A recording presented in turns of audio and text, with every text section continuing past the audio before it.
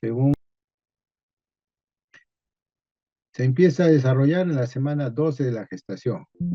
Por eso que la displasia es una alteración del desarrollo, ¿no? Un desarrollo donde existe una displasia, una alteración del acetábulo, con la cabeza femoral, ¿no? Y las partes blandas. Esta displasia puede ser secundaria pues, a causas intrínsecas o extrínsecas. Por eso que es un proceso dinámico. Esta cadera se estabiliza a los 2 meses de vida, ¿no? Y en cualquier momento de su crecimiento puede haber pues una alteración, ¿no? De manera que esta alteración puede ser desde el momento de la concepción hasta el inicio de la marcha. ¿Cuál es la epidemiología? La incidencia, ¿no? 2 a 3 por cada 1000 recién nacidos vivos, ¿no? Tiene este tipo de presentación, ¿no? En algunos reportes dicen de 4 a 14, ¿no? Y siempre hay un antecedente familiar, por eso hay que preguntar en la historia clínica, ¿no? Antecedentes familiares, de 10 a 20%, los que han sufrido de displasia de desarrollo de cadera pueden tener nuevamente. Es más frecuente en el sexo femenino. Después vamos a ver por qué.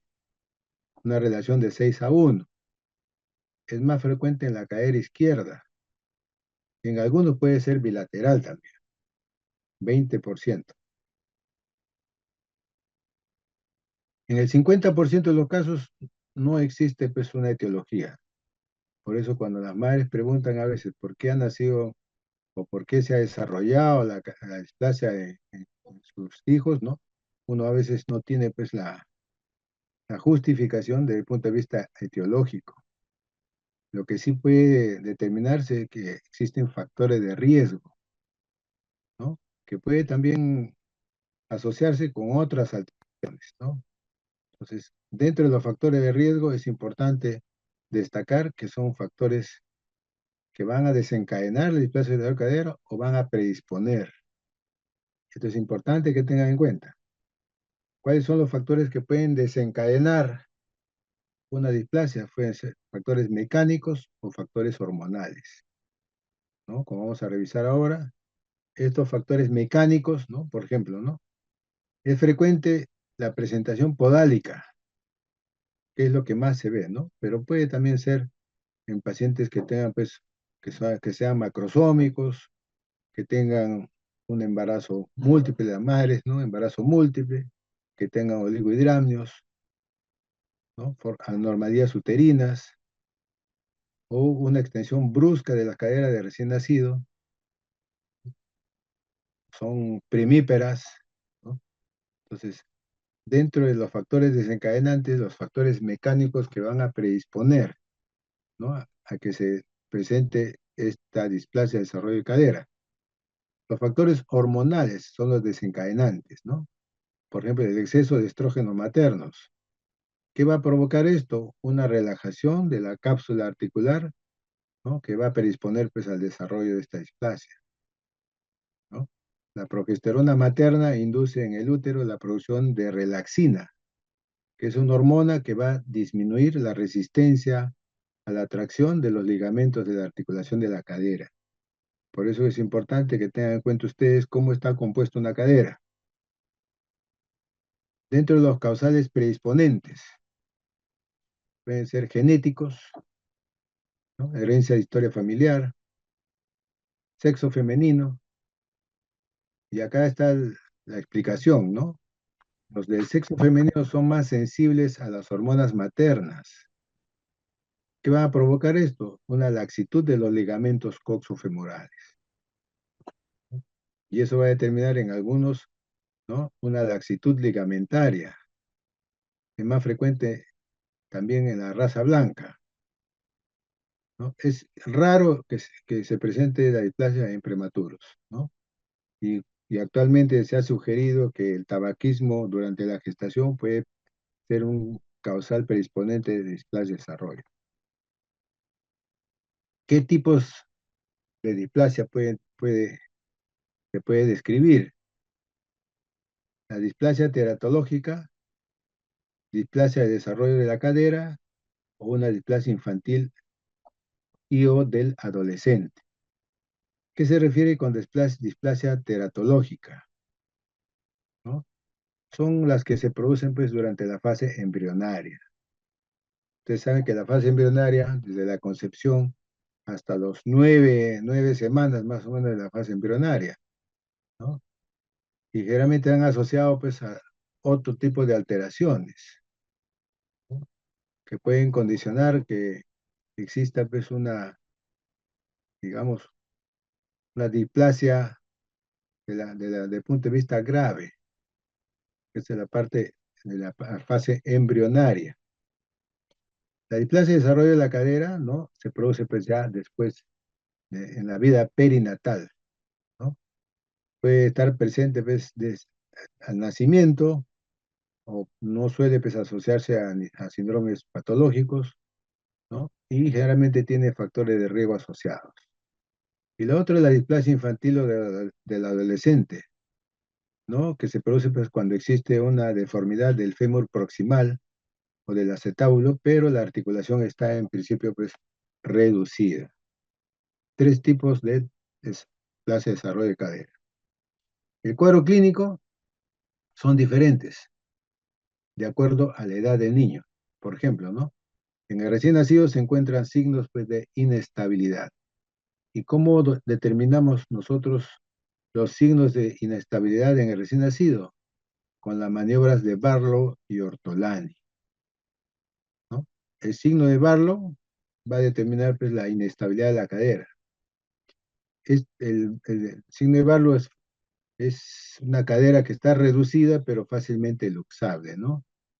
La maniobra, ¿cómo se realiza, no? La cadera en flexión en 90 grados, se tracciona longitudinalmente hacia la parte posterior con una ligera abducción de cadera, signo de Barlow. El otro es el signo de Ortolani, que es el signo de certeza, ¿no? O sea, el de Barlow nos va a decir que es reducible la cadera, el signo de Ortolani nos va a dar el signo de certeza de la presencia de que la cadera femoral está luxada, ¿no? Y se realiza, pues, abduciendo la cadera a la vez que se hace una presión sobre el trocánter mayor, ¿no? Si la cadera está luxada, reducirla dentro del acetábulo provoca un sonido. Es lo que llamamos nosotros cuando sentimos el clic. Acuérdense ustedes, signo de Ortolani, signo de certeza, con la cadera luxada, ¿no? Vamos a provocar un sonido, ¿no? Que es el clic que determina, ¿no? La positividad de este signo. Posteriormente puede también tener asimetría de pliegues, pero se ha determinado pues que tiene un valor casi nulo dentro del diagnóstico. Sin embargo, pues es una causa de un número muy elevado de derivaciones hospitalarias, ¿no? ¿Qué quiere decir, no? Le encuentran displasia de desarrollo, asimetría, perdón, de pliegues, ¿no? Y generalmente el 30% de los niños sanos presentan pues esta asimetría. Pero gracias, digamos, a la evaluación, uno puede determinar, como vamos a ver posteriormente, otro tipo de clínica, ¿no? Dentro del diagnóstico de displasia de desarrollo de cadera. Ahora, en el niño no ambulante existe una limitación de la flexoabducción de la cadera, que es el signo de Badow, ¿no? La asimetría en la exploración se debe pues, a una contractura de la musculatura aductora en la cadera con displasia. Si se observa pues, una flexoabducción bilateral menor a 60 grados, se debe sospechar, ¿no? Esta es una limitación. Cuando uno quiere abducir la cadera derecha, la cadera, digamos, ¿no? Puede ser bilateral o puede ser unilateral. Hay una limitación justamente para abducir la cadera, signo de Badow. En el niño ya no deambulante, el signo de Galeazzi. Se observa pues, un acortamiento del muslo con displasia de desarrollo de cadera, ¿no? Al colocar al niño con unas caderas y rodillas flexionadas, ¿no? Ven acá, hay una asimetría, eso se llama signo de Galeazzi. En el niño deambulante, ¿no? Lo más importante es la cojera. Es una explicación de la claudicación de la articulación. Algunos dicen típicamente hay una marcha de pato con una hiperlordosis, en los casos que tenga pues una displasia bilateral. Y también en el niño deambulante, ¿no? Existe limitación de la abducción y el signo de Galeazzi positivo. Pruebas complementarias, ¿no? ¿Cómo hacemos nosotros el diagnóstico definitivo? A través de la ecografía de caderas. Es una prueba pues, barata, efectiva, no invasiva y no, pues, no radiante. No se expone a los rayos, ¿no? Nos permite diagnosticar pues, cualquier displasia de cadera precozmente. Gracias a que en algunos países, ¿no? Se realiza en todos los recién nacidos como un screening, igual que es un tamizaje, ¿no? ¿En quiénes? En los menores de 3 a 4 meses, ¿no? Entonces, a veces dentro del examen clínico uno no encuentra ningún signo que nos pueda indicar, ¿no? Pero al screening de 3 a 4 meses se realiza una ecografía de caderas y eso determina pues, si existe o no la presencia de displasia de desarrollo de cadera. ¿Qué pasa si, digamos, uno no indica, digas, este tipo de ecografías, ¿no? Posteriormente puede indicar radiografía, ¿no? Ya es a partir de los mayores de 4 meses, ¿no? 5 a 6 meses una radiografía de caderas. ¿Y qué se ve en la radiografía de caderas? La línea de Shenton, que es sugestivo, pues, de la displasia de desarrollo de cadera, ¿no? De acuerdo al ángulo, ¿no? Mayor de 25, ¿no? Es displasia. El ángulo de la línea de Shenton, ¿no? De cadera normal es menos de 25. Al nacimiento, el ángulo acetabular normal varía según la edad, ¿no? Puede ser valores a 30 grados, pero a partir de los primeros meses de vida disminuye a 20, ¿no? Y en los niños mayores de 4 meses, con ángulos superiores a 25 grados, son indicativos de displasia de desarrollo de cadera. ¿Ya? Acuérdense eso, ¿no? En la radiografía de caderas, de acuerdo a la evaluación de la línea de Shenton, un ángulo superior a 25 grados nos va a indicar displasia de desarrollo de cadera, ¿no? En los niños mayores de 4 meses. En los menores de 4 meses, la ecografía de caderas es la prueba efectiva. ¿Cuál es el tratamiento? Debe ser precoz, ¿no? Revierte la displasia en forma definitiva. El tratamiento tardío, ¿no? Puede tener, pues, a veces resultados no muy buenos, ¿no? Por eso que en menores de 6 meses hay que colocar el arnés de Pavlik, ¿no? Que es para mantener la abducción completa de la cadera. Esto es importante determinar porque anteriormente, antes del tratamiento de los arnés Pavlik, antes le decían, ¿no? Usar doble pañal, ¿no? Que estaba dentro de las indicaciones, ¿no? Pero eso no ha dado resultado. Si pasa el tiempo y no hay un tratamiento adecuado, ¿no? Generalmente de 6 a 18 meses no puede haber un tratamiento ya no médico, sino quirúrgico, ¿no? Y si pasa el tiempo y es mayores de año y medio, ya va a necesitar una reducción quirúrgica a cielo abierto. Por eso es importante tener el diagnóstico precozmente, ¿no? Para determinar el tratamiento adecuado.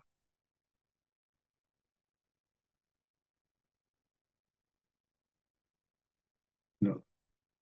Continuamos a ver con los problemas ortopédicos también frecuentes, el pie aducto equinovaro,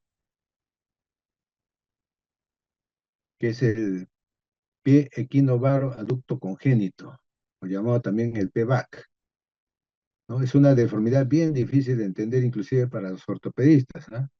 ¿Por qué? Porque es un conjunto de alteraciones del pie, ¿no? Que tienen que comprenderse pues, de una manera tridimensional compleja, ¿no? Es el pie, aducto, supino, cabo, varo, equino. Es un paciente de 3 años que tiene, ¿no? El PBAC bilateral. ¿Es una alteración de desarrollo? Sí, ¿no? Esto quiere decir que en la vida dentro del útero el feto desarrolla pues, perfectamente. Sin embargo, pues ya a partir del segundo trimestre de embarazo, el pie comienza a deformarse, ¿no? ¿Debido a qué? A factores externos, entre otros, ¿no? Y es difícil de detectar inclusive por ultrasonido antes de la semana 16 de gestación, ¿no? ¿Por qué ocurre esta alteración? Debido a factores extrínsecos en el embarazo, ¿no? Debido, por ejemplo, a la posición del feto en a la poca cantidad de líquido amniótico, lo que llamamos nosotros oligohidramios, en casos de embarazos múltiples, ¿no? También existen genéticos, ¿no? Que si un padre pues, tiene este problema, su hijo tendrá pues 3 a 4% de posibilidad de tenerlo, ¿no? Y si los dos tienen este problema, su hijo tendrá hasta 15% posibilidad de desarrollarse, ¿no? Entonces, ¿qué pasa en el desarrollo de estos pies? Se ha visto que existen alteraciones pues, en los ligamentos, en los tendones, ¿no? En la colágena sobre todo, ¿no? Ustedes saben que la forma de los huesos del pie, que en realidad son 20 huesos que forman el pie, está alterado por la mala posición, ¿no? De lo mismo durante el desarrollo. Y los músculos de la pierna tienen pues menor tamaño y volumen, ¿no? Igual que los vasos sanguíneos y los nervios que están afectados, ¿no? El PBAC, ¿cómo se diagnostica? A partir del segundo trimestre de embarazo mediante pues, un ultrasonido de alta resolución. Sin embargo, hasta el momento del nacimiento generalmente es donde se determina este problema, ¿no? Por eso que el diagnóstico es exclusivamente clínico. ¿Cuál es el tratamiento? Se ha intentado pues corregir mediante muchos métodos y han sido pues resultados muy poco favorables, ¿no? Y otros de repente totalmente catastróficos, ¿no? Lo que la literatura reporta y lo que en la práctica se ve es que hay un método, ¿no? Que tiene una tasa de éxito hasta del 90%, ¿no? Que es desarrollado por el doctor Ignacio Ponseti, de la década de los 40 todavía. Ese es el famoso método Ponseti. Consiste en 3 fases, ¿no? Colocación de yesos correctivos, 4 a 6 meses, ¿no? Una intervención quirúrgica, tenotomía del tendón de Aquiles y posteriormente el uso de una barra de Dennis Brown, ¿no? Que es de mantenimiento. ¿Qué es el pie equinovaro? También llamado el pie sambo. Es una deformidad pues, que es congénita, en el cual aparece pues, en punta, ¿no? Que es el equino, con la planta girada hacia adentro, que es varo, o sea, equinovaro. Aproximadamente su frecuencia es 1 por cada 1000 niños, en el 50% de los casos es bilateral, ¿no? Y más frecuente pues, en niños que en niñas, ¿no? El tratamiento entre, entre 3 y 5 cambios de yeso se consigue pues, la corrección completa de la deformidad, ¿no? Hay en algunos casos alargamiento percutáneo del tendón de Aquiles. Después se coloca yeso con la máxima corrección que se deja pues, hasta por 2 o 3 semanas. Muy bien, ahora vamos a ver el pie plano. Pie plano es una deformidad pues, del pie en la edad infantil que es el segundo motivo de consulta al traumatólogo. El primero es el dolor musculoesquelético, ¿no?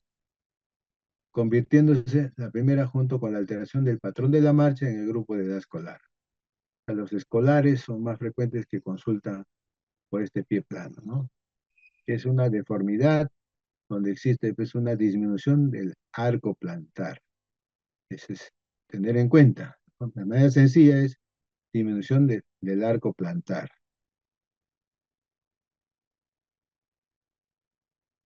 Y sabemos que el pie pues, es imprescindible para la marcha. Como le decía, está constituido por 26 huesos que están en tres unidades funcionales, ¿no? ¿No? Acá tenemos el dibujo, el antepié, el medio pie y el retropié, ¿no? Que son los que van a determinar justamente en el caso del pie plano, ¿no? Hay una desaparición o no se forma desde el arco plantar. Y este arco plantar, ¿no?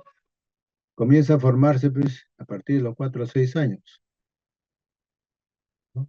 Donde incluye la desaparición de la grasa plantar, como la disminución de la laxitud ligamentaria, ¿no? Que puede ser óseo muscular. Entonces, la mayoría puede ser asintomáticos. En muy pocos de los casos suelen causar síntomas graves, ¿no? El pie plano, pues, se ha considerado como una variante normal del arco interno. En algunos puede dar síntomas, en otros no, ¿no? Esta disminución del arco plantar interno, ¿no? Las principales causas que están asociadas pueden tener, pues, por ejemplo, en pacientes obesos, pueden tener, si el origen es óseo, una deformidad postraumática, origen articular, artritis, hiperlaxitud ligamentosa, desequilibrio neuromuscular y en algunos casos congénito. Acuérdense ustedes, pie plano, disminución del arco plantar interno. Clasificación de plano puede ser flexible, uy, se terminará en 10 minutos, dice. Flexible con contractura de tendón o rígido, ¿no? Esas son características del pie plano. ¿Cómo sabemos que es un pie plano no es patológico? Es indoloro, funcional y flexible a la exploración, ¿no? Entonces, debemos hacer que el niño, pues, caminar de puntillas y talones. Y al caminar debemos observar cómo se forma el arco plantar, ¿no? Que este es el estudio, ¿no? Un podograma para determinar. Por ejemplo, esta es la figura A, pie plano. La figura B es pie normal. Y la figura C, pie cabo. Tratamiento conservador, ¿no? Observar si hay molestias, vigilar el sobrepeso, ejercicios sencillos. Hay que hacerle caminar pues, sobre terreno, ¿no? Sobre gras, sobre arena, sobre tierra, ¿no? Para que pueda adaptarse, ¿no? Y el arco plantar poco a poco formarse, ¿no? El zapato ideal, pues amplio, flexible, talón bajo, liviano, ventilado y buena adherencia. Tratamiento conservador de pie plano, en algunos pacientes si no hay molestias, ¿no? Deporte, uso de plantillas, sobre todo cuando se usa para corregir el pie. Tenemos unos minutos para escoliosis. La escoliosis generalmente pues, es una curva con desplazamiento. Esto es lo normal, acá ven ustedes, ¿no? Puede ser una S, ¿no? Y el término puede ser idiopático o de acuerdo a que puede ser provocado, pues, porque los huesos de la columna van a girar o rotar. El término de escoliosis es una deformidad del plano coronal mayor, ¿no? A un ángulo de COP de 10 grados. Vamos a ver cuál es este ángulo, ¿no? ¿No? Se clasifica, pues, de acuerdo a si es idiopático, en el caso de los adolescentes, ¿no? Si es congénito, si es neuromuscular o si es de inicio precoz.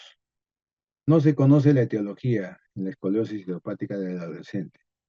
En la congénita hay una deformidad del desarrollo de las vértebras, ¿no? Se asocian a anomalías cardíacas, urológicas e intrarraquídeas. ¿Por qué es importante evaluar pues, a un niño que posiblemente tiene escoliosis? Por la calidad de vida, porque puede presentar pues, afecciones subyacentes. Además, presenta pues, dolor de espalda, ¿no? Se ha demostrado pues, una disminución en la calidad y cantidad de calidad de sueño, ¿no? El dolor de espalda a temprana edad aumenta el riesgo de recurrencia, ¿no? Entonces es importante. Calidad de vida.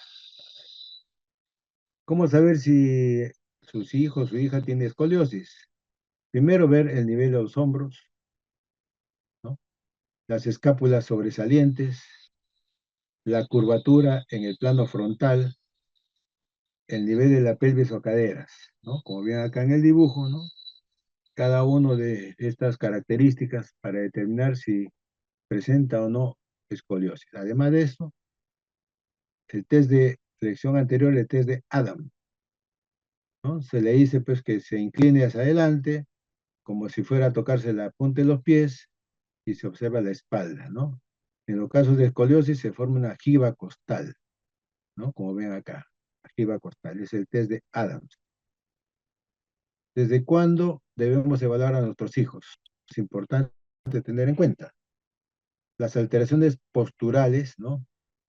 Se pueden pesquisar pues, en cualquier deviación de la columna en niños a los 10 y a los 12 años. Y en los niños, 13 a 14 años, ¿no? Son dos oportunidades que uno tiene para determinar deviaciones de la columna o alteraciones. Acuérdense, niñas de 10 a 12 años y niños 13 a 14 años. Este es el test de Adams, ¿no? Como he explicado, escoliosis idiopática del adolescente, la jiba que se forma, el ángulo de Cobb se medirá pues, desde el platillo superior de la vértebra límite superior hasta la vértebra inferior, ¿no? Este da un ángulo. Este ángulo va a determinar, de acuerdo a la, vamos a ver acá, acá está, ¿no? La escoliosis idiopática del adolescente, ¿no? El ángulo de Cobb de mayor de 10 grados, que es positivo, ¿no? Esa es una escoliosis leve de 10 a 24, moderada de 24 a 50 y severa mayor de 50, ¿no? Es importante tener en cuenta este ángulo de Cobb. El tratamiento, paciente pues con artrodesis definitiva, ¿no? Se realiza pues, con distintos instrumentales, la fijación con tornillos, ¿no? Es el gol estándar. Fijación con tornillos pediculares, como es el gol estándar. Sin dejarle lado pues, otras opciones, ¿no? Como ganchos o bandas submaxilares, ¿no? En algunos, el tratamiento quirúrgico se indica pues, en pacientes con un grado de COP mayor de 50 grados, ¿no? O en caso que las curvas lumbares de 45 grados en pacientes con desequilibrio, ¿no? Indicación de corsé, ¿no? Hay una revisión más o menos que se da al mes o a los 6 meses, ¿no? Para retirar el corsé y tomarse una radiografía para determinar si es que persiste mayor de 50 el ángulo de COP, cirugía. Si no hay una progresión, ¿no? Se retira, pues, ¿no? El corsé se indicará en pacientes esqueléticamente inmaduros, o sea, un Reiser menor de 3 o con curvas mayores de 25, ¿no? El ángulo de Reiser, por acá está, ¿no? La madurez esquelética es de acuerdo a los signos de Reiser, ¿no?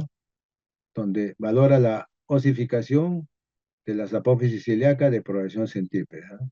Aquí tenemos 0, no se aprecia, 1, osificación del 25, 2, 50%, 3, 75, 4, 75 a 100 y 5, osificación completa.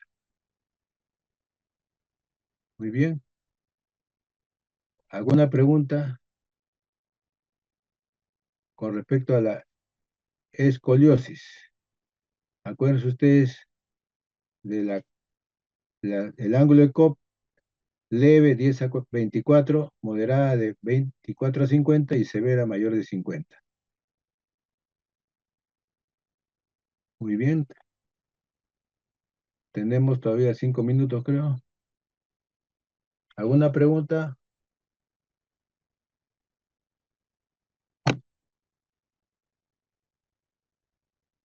Según el Zoom que me han establecido,